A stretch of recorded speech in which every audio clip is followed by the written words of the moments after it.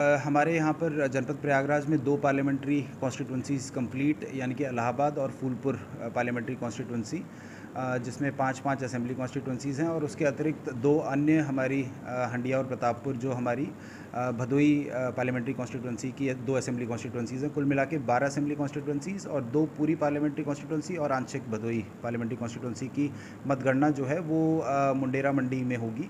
और counting halls की तैयारी के दृष्टिगत, मतगणना परिसर की तैयारी के दृष्टिगत जो सारी आवश्यक तैयारियां हैं वो कर ली गई हैं।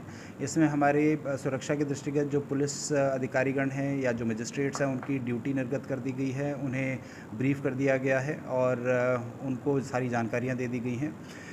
हमारे हीट वेव के पॉइंट ऑफ व्यू से, गर्मी के दृष्टिगत, जो हमारे सभी काउंटिंग होल्स हैं या मतगणना परिसर है उसमें कूलर्स, पर्याप्त मात्रा में मिस्ट फैंस इत्यादि की अच्छी व्यवस्था की गई है। शीतल जल को हम सभी हमारे, चाहे वो पोलिंग एजेंट, काउंटिंग एजेंट हो या काउंटिंग कार्मिक हो, उन सभी को उपलब्ध कराया जाए, इस चीज़ की भी पूरी व्यवस्था हमने सुनिश्चित कर ली है। काउंटिंग हॉल्स को इस प्रकार से बनाया गया है कि वहाँ पर हीट का या गर्मी का असर हम जितना हद तक हो सके उसको निगेट कर सकें, तो उसके लिए पर्याप्त व्यवस्था की है। हमारे जो कुल मिला के कार्मिक हैं, लगभग 1000 के आसपास हमारे जो काउंटिंग कार्मिक हैं, जिसमें प्रत्येक असेंबली सेगमेंट में 14 टेबल्स रहेंगे और उसके अतिरिक्त रिज़र्व कार्मिक भी रहेंगे। कुल मिलाकर लगभग 1000 के आसपास आप कहिए मतगणना कार्मिक रहेंगे। उसके अतिरिक्त जो हमारे कैंडिडेट्स हैं उनके प्रत्येक टेबल के ऊपर काउंटिंग एजेंट्स भी रहेंगे। और जो पूरी व्यवस्था है उसमें जो आवश्यक जो ईसीआई के डायरेक्शंस हैं, सीसीटीवी इत्यादि के लगाए जाने के संबंध में, वीवीपैट काउंटिंग के लिए वीसीबी बूथ लगाए जाने के संबंध में, या हमारे जो पोलिंग कार्मिकों, मतगणना कार्मिकों की जो आवश्यक ट्रेनिंग है, वो सारी ट्रेनिंग्स हमने आयोग के दिशा निर्देश के अनुसार करा ली है। जो हमारे मतगणना परिसर है वो 2 गेट्स हैं। उसमें गेट नंबर 1 से हमारे जो मतगणना कार्मिक हैं उनकी एंट्री या ऑफिशियल्स की एंट्री रहेगी।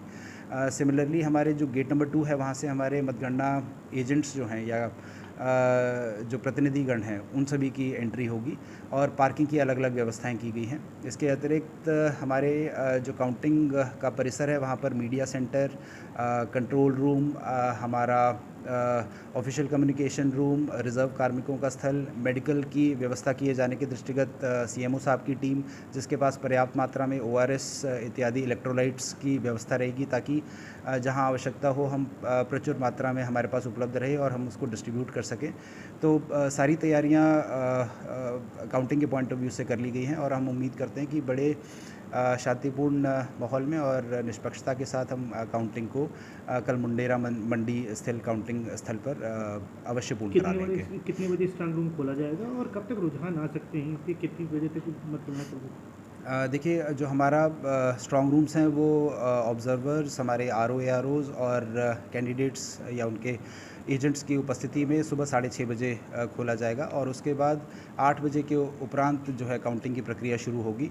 हम कोशिश कर रहे हैं कि एफिशिएंटली काउंटिंग की प्रक्रिया को आगे बढ़ाएं, और जैसे जैसे हमारे प्रत्येक राउंड के रिजल्ट्स आते जाएंगे वो साझा हमारे पीए सिस्टम के माध्यम से भी और मीडिया से भी लगातार किए जाते बैलेट और रहेंगे। इस बार की जो बैलेट हुए हैं इनको कैसे गिना जाएगा पहले? देखिए, जो हमारे पोस्टल बैलेट्स हैं वो ई पोस्टल बैलेट जो सर्विस वोटर्स के हैं उनकी पहले ईटीपीबीएस स्कैनिंग होगी। वहाँ पर भी हमारे कैंडिडेट्स के नियुक्त एजेंट्स होंगे और हमारी टीम्स के द्वारा पहले प्री काउंटिंग स्कैनिंग की जाएगी, और पैरेलली हमारे जो पोस्टल बैलेट्स हैं जो फैसिलिटेशन सेंटर पर आए हैं या फिर हमारे जो दिव्यांगजन या हमारे 85 वर्ष से वृद्ध जो हमारे साथी थे जिन्होंने होम वोटिंग की है, उनके द्वारा जो पोस्टल बैलेट्स भेजे दिए हैं उनकी हमारी पोस्टल बैलेट टेबल्स पर काउंटिंग होगी। वो आरओ टेबल के साथ में होगी, इलाहाबाद की अलग और फूलपुर की अलग।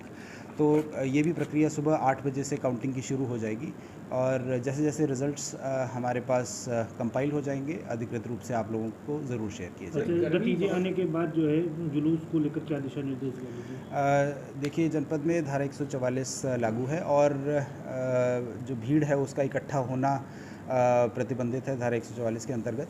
तो सभी हमारे इस संबंध में जो आवश्यक दिशा निर्देश हैं वो दिए भी जा चुके हैं। विजय जुलूस इत्यादि न निकाला जाए, और भीड़ इत्यादि का जो अत्यधिक रूप में जो इकट्ठा होना है वो न किया जाए। ट्रैफिक डाइवर्जन से संबंधित भी जो डायरेक्शंस हैं या जो जानकारियां हैं वो हमारे प्रिंट मीडिया के माध्यम से जनपद में दी जा चुकी हैं। तो हम उम्मीद करते हैं बड़े ही सौहार्दपूर्ण माहौल में और बहुत ही अच्छे एक तरीके से माहौल में काउंटिंग की प्रक्रिया जनपद में पूरी होगी।